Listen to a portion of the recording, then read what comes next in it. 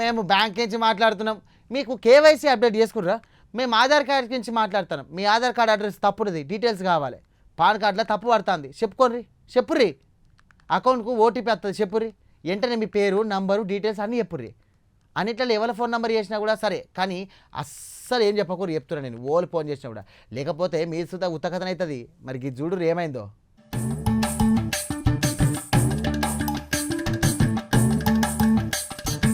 అరే భయ్యా, ఈ ఆన్లైన్ దొంగల ముచ్చట చూస్తే నవ్వలనో ఏడవలనో అర్థమవుతలేదు.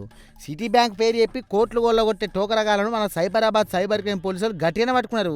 ఈ దొంగల ముఠా కథను మన cyber crime DCP Sai Manohar గారు ప్రెస్ మీట్ పెట్టి మరి పూసగుచ్చినట్టు చెప్పిన ఎటకారం ముచ్చట. ఇగో గిట్లున్నది, మరి చదువుకోరు. మరి ఎరైటీగా మోసం చేయాలి కానీ పైసలు గిట్లా షెట్లకు కాస్తాయి అనుకున్నారు. ఏం పాడో పశ్చిమ బెంగాల్కు చెందిన కొందరు తెలివైన సైబర్ దొంగలు విజయ్ కుమార్ అనే ఒక పెద్ద బిజినెస్ మ్యాన్కు ఫోన్ చేసి, హలో సార్, మేము సిటీ బ్యాంక్ నుంచి మాట్లాడుతున్నాం, మీకోసం ఒక బంపర్ ఆఫర్ ఉన్నది అనుకుంటా గట్టిగానే బిస్కెట్ వేసిరట. గింతటితో ఆగకుండా ఏం చేసిరంటే బ్యాంక్ పేరిట ఒక మొబైల్ ఫోన్ను పార్సిల్ చేసి ఆ వ్యాపారవేత్త ఇంటికి పంపించారు.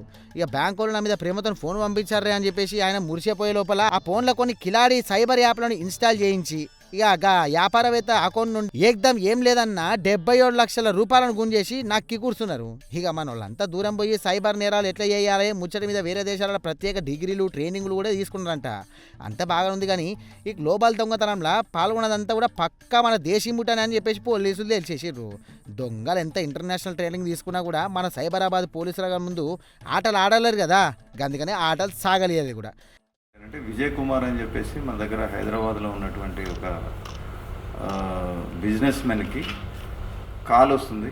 సిటీ బ్యాంక్ నుంచి కాల్ చేస్తున్నాం, మేము క్రెడిట్ కార్డు ఇవి చేస్తామని చెప్పి ఆయన ఆశపడి ఓకే అని కాన్సెంట్ ఇవ్వడం జరిగింది. దాని పద్ధతి ప్రకారంగా వాళ్ళు ఈ సిమ్ని ఏదైతే ఉందో దాన్ని ఫిజికల్ సిమ్కి కన్వర్ట్ చేయాలి, ఓటీపీస్ అవన్నీ కూడా తీసుకోవడానికి యూజువల్లీ అని చెప్పేసి నమ్మించారు. ఈయన దాన్ని నమ్మి ఈ సిమ్ నుంచి ఫిజికల్ సిమ్కి కన్వర్ట్ అయిన తర్వాత ఆ సిమ్ వేయడానికి మొబైల్ ఫోన్ని మేము పంపిస్తున్నాము, సిటీ బ్యాంక్ ఫోన్ అని చెప్పేసి ఒక పార్సిల్లో ఒక ఫోన్ను పంపించడం జరిగింది. ఆ ఫోన్లో ఇది వేసుకోమన్నారు. దాంట్లో ఆల్రెడీ ప్రీలోడెడ్ కొన్ని యాప్స్ వేసుకొని ఆ సిమ్ ఏదైతే ఉందో ఆ సిమ్ని వాళ్ళు ఆటోమేటిక్గా క్లోనింగ్ వాళ్ళ దగ్గర ఉన్నటువంటి అనదర్ ఫోన్కి క్లోన్ చేసుకొని పెట్టుకున్నారు. ఇది ఎప్పుడైతే సిమ్ ఇందులో వేసాడో దీనికి వచ్చేటువంటి మెసేజ్లు ఏవైతే ఉన్నాయో అవన్నీ కూడా డైవర్ట్ అయ్యి వెళ్ళిపోయినాయి. ఈయన బ్యాంక్ని హ్యాక్ చేసి ఈయనకి క్రెడిట్ కార్డు ఇచ్చేది, లోన్స్ ఇచ్చేదానికంటే కూడా ఈయన అకౌంట్లో ఉన్నటువంటి 77 lakhsని 3 అకౌంట్స్లోకి ట్రాన్స్ఫర్ చేయడం జరిగింది. ఇక మన కాకిలు కలకత్తాకు పోయి ఆ ముర్షిదాబాద్ ఏరియాలో 4 రోజుల పాటల్లో ఇళ్లలో తిరుక్కుంటా రెక్కి నిర్వహించి స్పెషల్ ఆపరేషన్ చేసేసారు. ఈ కేసులో పశ్చిమ బెంగాల్కి చెందిన సలీం మండల్ అనే మెయిన్ దొంగతోటి పాటు ఇక మళ్ళా 4గురిని కూడా కాలర్ పట్టుకొని తీసుకొచ్చిర్రు. ఈ దొంగలకించి 5 సిమ్ కార్డులు, సిటీ బ్యాంకు కేబుళ్ళు, 6 మొబైల్ ఫోన్లను గట్లనే ల్యాప్టాప్తోని గట్లనే నొక్కేసిరు కదా 77 లక్షల రూపాయలు. ఇదివన్ దాకా 30 లక్షలను వెనక్కి లాక్కొచ్చిరన్నట్టు.